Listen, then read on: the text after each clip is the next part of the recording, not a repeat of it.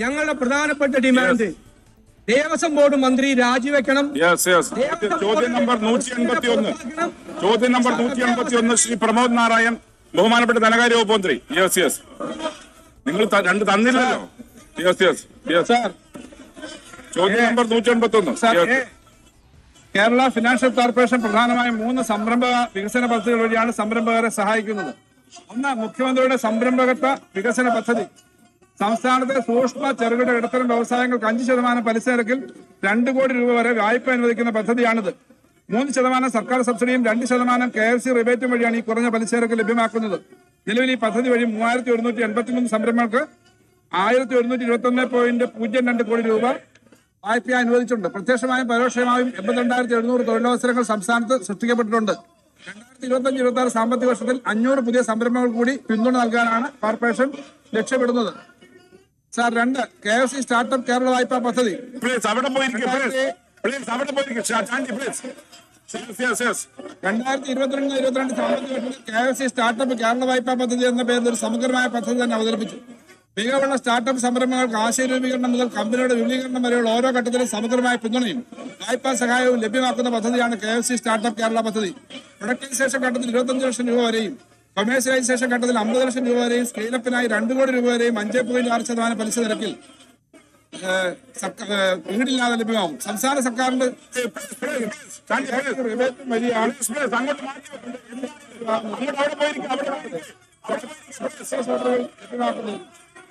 ഫണ്ടിങ്ങിനും 10 കോടി രൂപ വരെ ലഭ്യമാണ്. KFC സ്റ്റാർട്ടപ്പ് കേരള പദ്ധതി വഴി ഇതുവരെ 77 കമ്പനികൾക്കായി 97.72 കോടി രൂപയാണ് വായ്പ നൽകിയിട്ടുള്ളത്. സാർ, 3, KFC കാർഷികാധിഷ്ഠിത MSME വായ്പാ പദ്ധതി. കാർഷികാധിഷ്ഠിത സൂക്ഷ്മ ചെറുകിട ഇടത്തരം വ്യവസായങ്ങളെ പ്രോത്സാഹിപ്പിക്കുന്നതിനായി KFC കാർഷികാധിഷ്ഠിത SMSE വായ്പാ പദ്ധതി കാപ്സ് എന്ന പേരിലൊരു വായ്പാ പദ്ധതി പ്രഖ്യാപിച്ച് 2022-23 സാമ്പത്തിക വർഷത്തിലാണ്. 6% പലിശ. ഈ പദ്ധതി വഴി 41 യൂണിറ്റുകൾക്ക് 95.13 കോടി രൂപ വായ്പ നൽകി. ഇതിലൂടെ 410 പേർക്ക് പ്രത്യക്ഷമായും 615 പേർക്ക് പരോക്ഷമായും തൊഴിൽ നൽകിയിട്ടുണ്ട്. സാർ, കേരള ഫിനാൻഷ്യൽ കോർപ്പറേഷൻ ലഭ്യമാക്കുന്ന സാർ, സ്പീക്കറെ കാണുന്നില്ല സാർ. വായിച്ചിട്ട് കാര്യം സാർ, ഇത് സാർ പുതിയ പദ്ധതികൾ സാർ. ഈ റിക്കാർഡ് വരാൻ വേണ്ടി ഞാൻ പറയാണ്, കേരളത്തിൽ ഒരിക്കലും സാധാരണഗതിയിൽ ഇന്ത്യയിൽ എവിടെയും ചോദ്യ സമയത്ത് ഇങ്ങനെ ബഹളം ഉണ്ടാക്കാറില്ല. ചോദ്യം കഴിഞ്ഞിട്ട് അവർക്ക് നിർണ്ണയിക്കാവുന്നതാണല്ലോ. ചോദ്യ സമയത്ത് ഇത്രയും മോശമായ സമീപനം കാണിക്കുന്നത് അടിയന്തര പ്രമേയത്തിന് നോട്ടീസ് കൊടുക്കാൻ മറന്നുപോയി.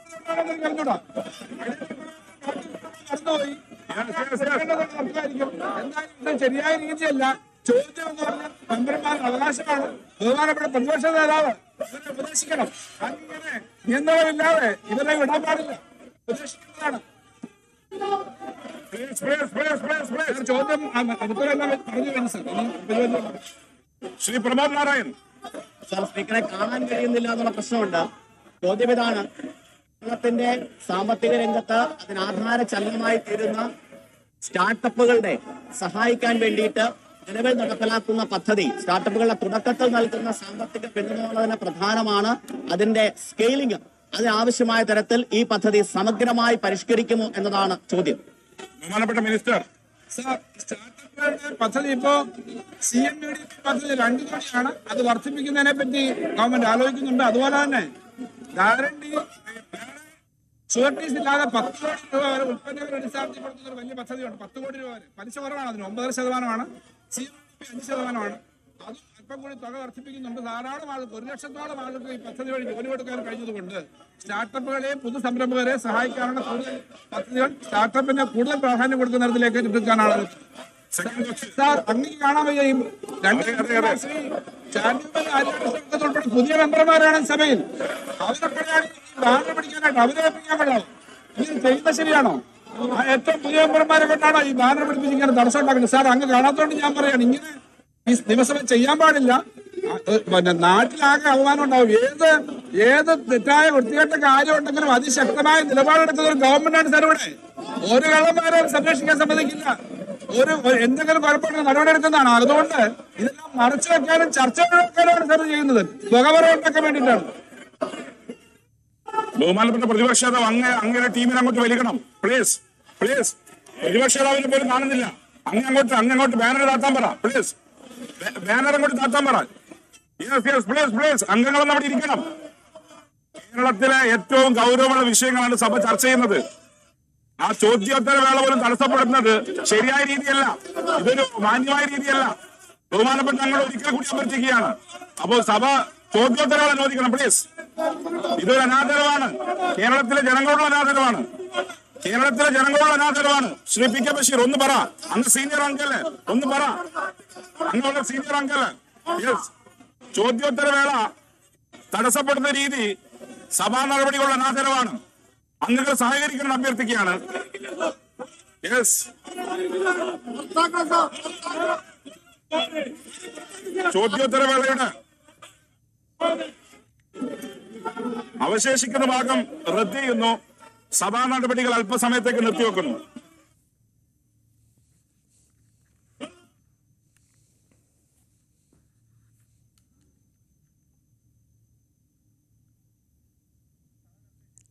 സഭാ നടപടികൾ ഇപ്പോൾ നിർത്തിവെച്ചിരിക്കുകയാണ്. നിയമസഭയിൽ വലിയ തരത്തിൽ പ്രതിപക്ഷ പ്രതിഷേധമുയർന്നിരിക്കുന്നു. സഭയുടെ തുടക്കത്തിൽ തന്നെയാണ് ഇത്തരത്തിൽ വലിയ തരത്തിൽ പ്രതിപക്ഷ പ്രതിഷേധം ഉണ്ടായിരിക്കുന്നത്. സഭാ നടപടികൾ തൽക്കാലത്തേക്ക് നിർത്തിവെച്ചിരിക്കുകയാണ്. സ്വർണ്ണപ്പാളി വിഷയം ഉയർത്തി നിയമസഭയിൽ ചോദ്യോത്തരവേളയിൽ തന്നെ പ്രതിപക്ഷ പ്രതിഷേധത്തിന് സാധ്യത ഉണ്ട്. റൂൾ 50 നോട്ടീസ് നൽകില്ല. വി അരുൺ വിശദാംശങ്ങളുമായി ചേരുന്നു. അരുൺ, സഭയുടെ തുടക്കം തന്നെ വലിയ പ്രതിഷേധം, ഇപ്പോൾ ഇതാ സഭാ നടപടികൾ തുടക്കത്തിൽ തന്നെ നിർത്തിവെച്ചിരിക്കുന്നു അല്ലേ?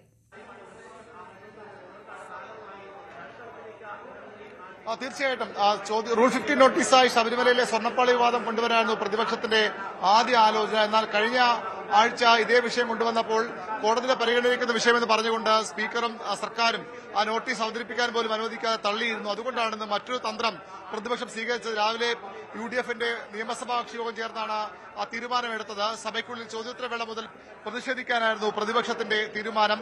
ചോദ്യോത്തരവേള തുടക്കത്തിൽ പ്രതിപക്ഷ നേതാവ് ശബരിമല വിവാദം സഭയുടെ ശ്രദ്ധയിൽപ്പെടുത്തി സഭയിൽ മെൻഷൻ ചെയ്തു. അദ്ദേഹം പറഞ്ഞത് ഈ അയ്യപ്പ ഭക്തരെ ഞെട്ടിച്ച് കിലോ കണക്കിന് സ്വർണം കട്ടെടുത്തു, ദേവസ്വം മന്ത്രി രാജിവെക്കണം, ഇതാണ് ഞങ്ങളുടെ ആവശ്യമെന്ന് പ്രതിപക്ഷ പറഞ്ഞപ്പോഴേക്കും അദ്ദേഹത്തിന്റെ മൈക്ക് സ്പീക്കർ കട്ട് ചെയ്തു, ഓഫ് ചെയ്തു. തുടർന്ന് പ്രതിപക്ഷാംഗങ്ങൾ നടുത്തളത്തിലേക്ക് ഇറങ്ങുകയായിരുന്നു. ഫ്ലക്സുകളും ബാനറുകളും ഉയർത്തിയാണ് പ്രതിപക്ഷം പ്രതിഷേധിച്ചത്. തയ്യാറെടുപ്പുകളുമായാണ് വന്നത്.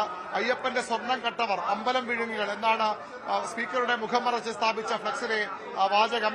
ഇത്തരത്തിലുള്ള സർക്കാർ ദേവസ്വം മന്ത്രി രാജിവെക്കണം, അമ്പലം വിഴുങ്ങുകൾക്ക് നടപടി വേണം തുടങ്ങിയ ആവശ്യങ്ങൾ തുടങ്ങിയ മുദ്രാവാക്യങ്ങൾ ഫ്ലക്സ് ബോർഡുകളിലും ഉണ്ടായിരുന്നു, അവരുടെ കാർഡുകളിലും ഉണ്ടായിരുന്നു. ചോദ്യസമയത്ത് ഈ ബഹളം അസാധാരണമാണ്, ഇത് ഒരു സഭയിലും നടക്കുന്നതല്ല. അടിയന്തര പ്രമേയത്തിന് നോട്ടീസ് കൊടുക്കാൻ മറന്നുകൊണ്ടാണോ ഇത്തരം ഒരു ബഹളവുമായി ചോദ്യത്തിന് എത്തിയെന്ന് ധനമന്ത്രി KN ബാലഗോപാൽ പരിഹസിച്ചു.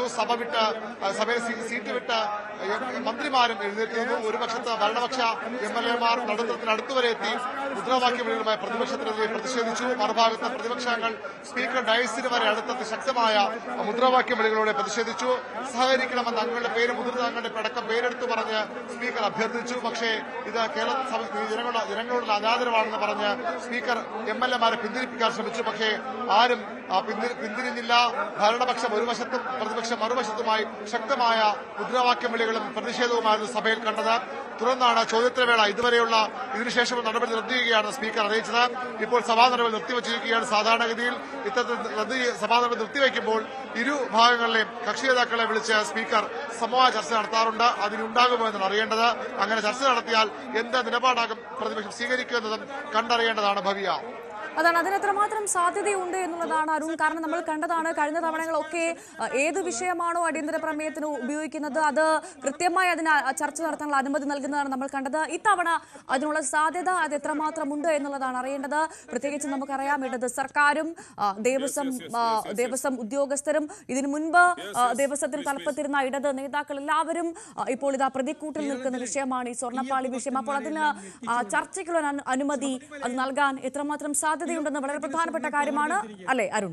ഈ വിഷയം കോർപ്പറേഷൻ രക്ഷപ്പെടുന്നത് ചർച്ചയില്ല എന്ന് വ്യക്തമാണ്. അതുകൊണ്ടാണ് പ്രതിപക്ഷം അത്തരത്തിൽ നോട്ടീസ് പോലും നൽകാത്തത്. കാരണം കഴിഞ്ഞ അവസാന ദിവസം സഭ ചേരുമ്പോൾ ഇതേ വിഷയമാണ്, കഴിഞ്ഞ വെള്ളിയാഴ്ച ഇതേ വിഷയമാണ് പ്രതിപക്ഷം റൂൾ 50 നോട്ടീസായി കൊണ്ടുവന്നത്. അന്ന് ഇത്രയധികം വെളിപ്പെടുത്തൽ വന്നിരുന്നില്ല. പക്ഷേ അപ്പോഴും സർക്കാർ നിലപാട് ഇത് കോടതികളുടെ പരിഗണനയ്ക്കുന്ന വിഷയമാണ്, ഹൈക്കോടതി നേരിട്ട് ഇടപെട്ടിരിക്കുന്ന വിഷയമാണ്, അക്കാര്യം ചർച്ചയ്ക്കെടുക്കാൻ ചർച്ച ചെയ്യാൻ തയ്യാറല്ല എന്ന നിലപാടാണ് അപ്പോൾ സ്പീക്കറും ഭരണപക്ഷവും സ്വീകരിച്ചത്. അതുകൊണ്ട് തന്നെ അതിന്റെ തുടർച്ചയായി ഈ വിഷയത്തിൽ ഇന്നും ഇത് ഉണ്ടാകില്ല എന്ന് വ്യക്തമാണ്. അത് മനസ്സിലാക്കിയാണ് പ്രതിപക്ഷം അത്തരമൊരു നീക്കത്തിൽ നിന്ന് പിന്മാറുകയും ഈ റൂൾ 50 നോട്ടീസിന് പകരം ചോദ്യോത്തരവേളയിൽ തന്നെ ഇത് ഉന്നയിക്കാൻ തീരുമാനമെടുക്കുകയും ചെയ്തത്. അതാണ് നിലവിലെ സാഹചര്യം. എന്തായാലും നിലവിൽ ഇപ്പോൾ സ്വർണ്ണപ്പാളി വിഷയം സഭയിൽ അടിയന്തര പ്രമേയമായി ഉയരില്ല, സഭ ചർച്ച ചെയ്യില്ല. അതുമായി ബന്ധപ്പെട്ട് തന്നെയാണ് ഇപ്പോൾ ഇതാ പ്രതിപക്ഷം ചോദ്യോത്തരവേളയിൽ തന്നെ പ്രതിഷേധവുമായി സഭ വിട്ട് ഇറങ്ങിയത്. ചോദ്യോത്തര സമയത്ത് ഈ ബഹളം അസാധാരണം, അടിയന്തര പ്രമേയത്തിന് നോട്ടീസ് കൊടുക്കാൻ മറന്നതുകൊണ്ടാണോ എന്നാണ് ധനമന്ത്രി ബാലഗോപാൽ അടക്കം ചോദിക്കുന്നത്. സഭയിൽ ശക്തമായ പ്രതിഷേധമാണ്. സ്പീക്കറെ കാണാൻ കഴിയില്ലെന്നടക്കം നേരത്തെ MLA-മാർ പറഞ്ഞിരുന്നു. സ്പീക്കറുടെ മുഖം മറച്ച് ബാനർ ഉയർത്തിക്കൊണ്ടായിരുന്നു പ്രതിഷേധം. നടുത്തളത്തിലെത്തി ഭരണപക്ഷ MLA-മാരടക്കം സഭയുടെ തുടക്കത്തിൽ തന്നെ അസാധാരണമായ സാഹചര്യമായിരുന്നു ഇപ്പോൾ സഭയിൽ ഉണ്ടായിരുന്നത്. VV അരുണാണ് വിശദാംശങ്ങൾ നൽകിയത്. വലിയ പ്രതിഷേധമാണ് നിയമസഭയിൽ നടന്നത്. നടുത്തളത്തിനടുത്തെത്തി ഭരണപക്ഷ MLA-മാർ ഒന്നും മറച്ചുവെക്കാനില്ല, ഒരു കള്ളന്മാരെയും സംരക്ഷിക്കില്ലെന്നാണ് ധനമന്ത്രി ബാലഗോപാൽ പറഞ്ഞത്. ചോദ്യോത്തരം തടസ്സപ്പെടുത്തുന്നത് മാന്യമായ രീതിയല്ലെന്ന് സ്പീക്കറും പ്രതികരിച്ചു. ഇത് കേരളത്തിലെ ജനങ്ങളോടുള്ള അനാദരമെന്നാണ് സ്പീക്കർ പറഞ്ഞത്. പോലും കാണുന്നില്ല. അങ്ങോട്ട് ബാനർ താത്താൻ പറ, പ്ലീസ്. ബാനർ അങ്ങോട്ട് താത്താൻ പറ. പ്ലീസ് അംഗങ്ങളൊന്നും അവിടെ ഇരിക്കണം. കേരളത്തിലെ ഏറ്റവും ഗൗരവമുള്ള വിഷയങ്ങളാണ് സഭ ചർച്ച ചെയ്യുന്നത്. ആ ചോദ്യോത്തര വേള പോലും തടസ്സപ്പെടുന്നത് ശരിയായ രീതിയല്ല, ഇതൊരു മാന്യമായ രീതിയല്ല. ബഹുമാനപ്പെട്ട ഞങ്ങൾ ഒരിക്കൽ കൂടി അഭ്യർത്ഥിക്കുകയാണ്. അപ്പോൾ സഭ ചോദ്യോത്തര വേള അനുവദിക്കണം, പ്ലീസ്. ഇതൊരു അനാദരവാണ്, കേരളത്തിലെ ജനങ്ങളോടുള്ള അനാദരവാണ്. ശ്രീ PK ബഷീർ ഒന്ന് പറ, അങ്ങ് സീനിയർ അംഗല്ലേ, ഒന്ന് പറ. സ്വർണ്ണപ്പാളിയിൽ ചർച്ചയില്ല. ഇതുമായി ബന്ധപ്പെട്ട വലിയ പ്രതിഷേധമാണ് ഇപ്പോൾ സഭയിൽ നടന്നത്. ഇടത് സർക്കാർ ഉത്തരം പറയേണ്ട, ദേവസ്വം ബോർഡ് ഉത്തരം പറയേണ്ട സ്വർണ്ണപ്പാളി വിഷയത്തിൽ ഇപ്പോൾ ഇതാ ചർച്ചയില്ല. നിയമസഭയിൽ ചർച്ച നടത്തണമെന്ന് തന്നെയായിരുന്നു പ്രതിപക്ഷത്തിന്റെ ആവശ്യം. അതുമായി ബന്ധപ്പെട്ട് അടിയന്തര പ്രമേയത്തിന് നോട്ടീസ് നൽകി, പക്ഷെ അത് ഉണ്ടാവില്ല എന്നുള്ള തീരുമാനമാണ് ഇപ്പോൾ ഇതാ വരുന്നത്. അതുമായി ബന്ധപ്പെട്ട് വലിയ പ്രതിഷേധമാണ്. സ്പീക്കറിന് മുൻപിൽ ബാനർ കെട്ടി പ്രതിഷേധിച്ചുകൊണ്ടായിരുന്നു പ്രതിപക്ഷം പ്രതിഷേധം പ്രകടിപ്പിച്ചത്. ഇപ്പോൾ സഭ വിട്ടിറങ്ങിയിരിക്കുന്നു, സഭ നിർത്തിവെച്ചിരിക്കുന്നു താൽക്കാലികമായി എന്നുള്ള വിവരമാണ് ഏറ്റവും പുതുതായി ലഭിക്കുന്നത്. സ്പീക്കറുടെ ഡയസിന് മുൻപിലും പ്രതിഷേധം നടന്ന ദൃശ്യങ്ങളാണ് പ്രേക്ഷകർ കണ്ടുകൊണ്ടിരിക്കുന്നത്. നടുത്തളത്തിനടുത്തെത്തി ഭരണപക്ഷ MLA-മാരടക്കം എന്നുള്ള സാഹചര്യം കൂടിയുണ്ട്.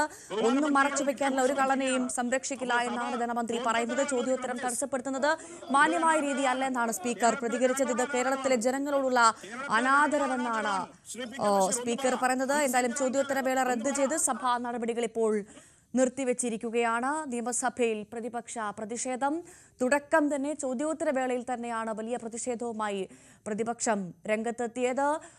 ഈ സ്വർണ്ണപ്പാളി വിവാദത്തിൽ CBI അന്വേഷണം ആവശ്യപ്പെട്ടുകൊണ്ട് നേരത്തെ തന്നെ പ്രതിപക്ഷം രംഗത്തെത്തിയിരുന്നു. ഇപ്പോഴത്തെ വിഷയം സഭയിലും ചർച്ച ചെയ്യാനുള്ള പ്രതിപക്ഷത്തിന്റെ നീക്കത്തെയാണ് നിർത്തലാക്കി വെച്ചിരിക്കുന്നത്. നിയമസഭ തൽക്കാലത്തേക്ക് നിർത്തിവെച്ചിരിക്കുകയാണ്. പോലും കാണുന്നില്ല.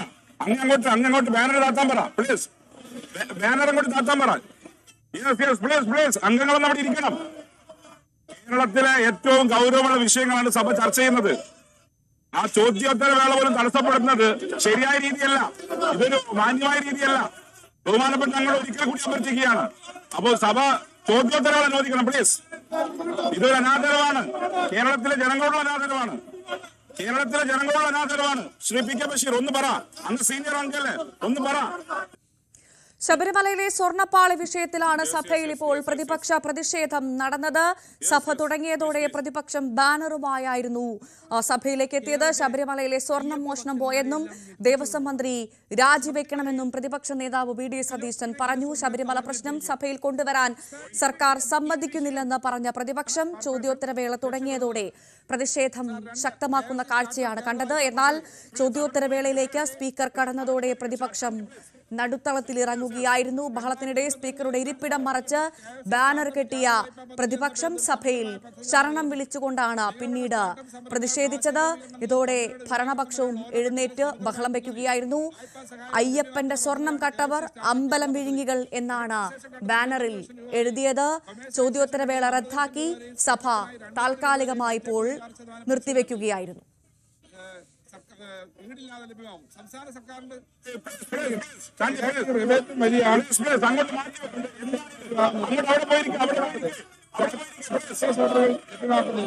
വെഞ്ചർ ഡെപ്റ്റ് ഫണ്ടിങ്ങിനും 10 കോടി രൂപ വരെ വായ്പ ലഭ്യമാണ്.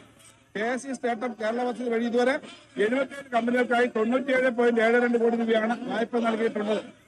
സാർ 3